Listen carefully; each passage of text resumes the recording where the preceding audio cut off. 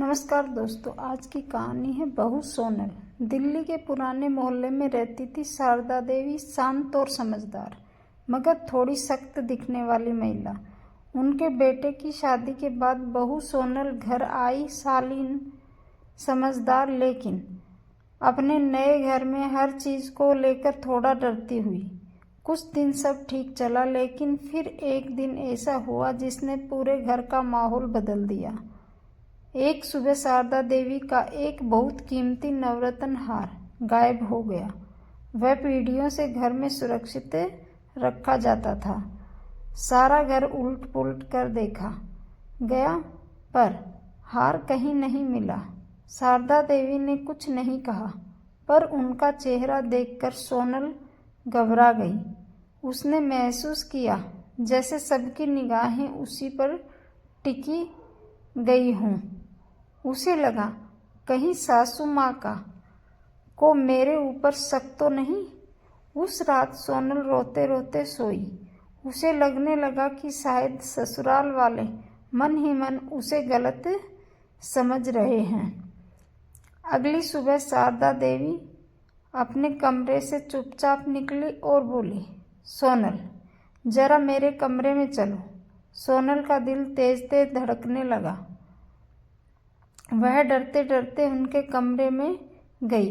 शारदा देवी ने एक लकड़ी की संदूकची खोली और उसमें से वही कीमती हार निकाला।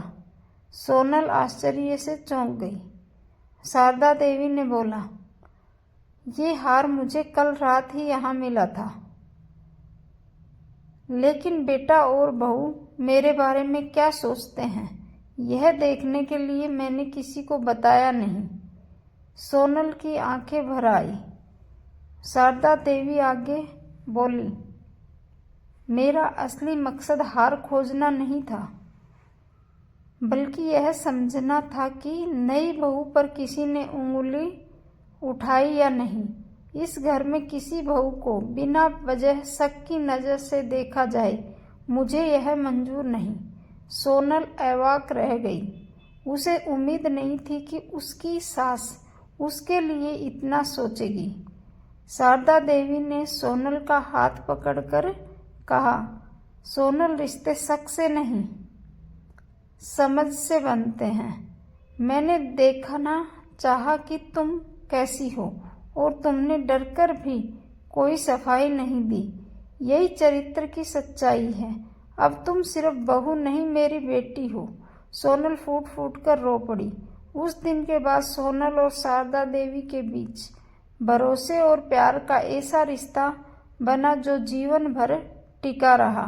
कहानी का संदेश, कभी भी किसी रिश्ते को शक की नींव पर मत खड़ा करो।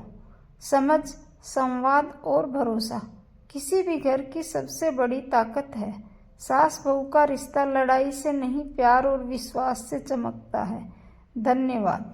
यदि कहानी अच्छी लगे तो कमेंट करें।